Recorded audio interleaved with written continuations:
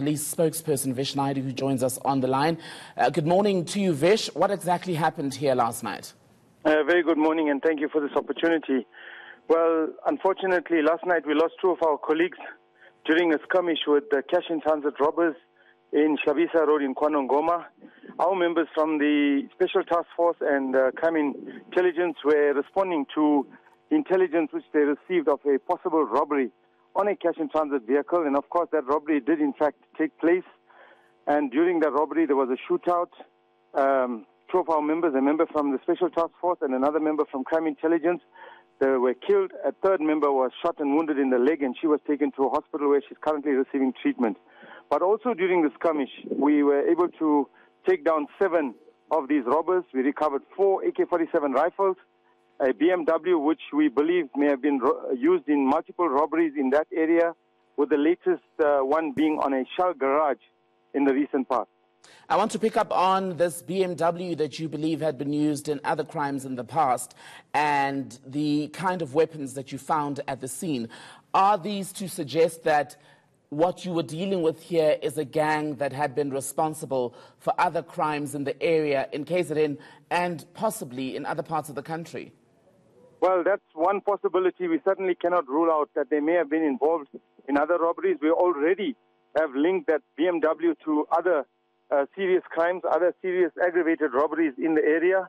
So there's overwhelming evidence and information that suggests that they could even be involved in other robberies. Generally, a group such as this, particularly when armed with such heavy caliber weapons, wouldn't only be involved in one case or a few cases. So it's something that we certainly cannot rule out at this point in time. Is this latest foiling of a cash-in-transit heist, let's call it that, is it the result of that plan that you had announced early last year when the situation as far as cash-in-transit heists appeared to be getting out of control?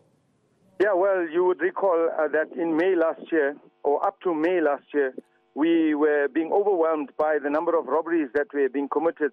In some cases, one a day, in some cases, 1 in 2 days. And then the Minister and the National Commissioner came up with a national stabilization intervention which involved the mobilization of critical units, that's Crime Intelligence, the Hawks, various other disciplines, in terms of the tactical teams like the Task Force, the Tactical Response Teams, the National Intervention Unit. And we were able to reduce these robberies significantly to a point where they stopped starting to rob CIT vehicles. There were more sort of attempts on cross-pavement robberies when security guards were dropping off and collecting money from supermarkets, banks, ATMs, and so forth, which also we were quick to realize that modus operandi, and we acted on that, and there too we started to curb these kind of robberies. Then we also saw there was a movement out from the urban, more CBD to rural areas where they were targeting and attacking vehicles.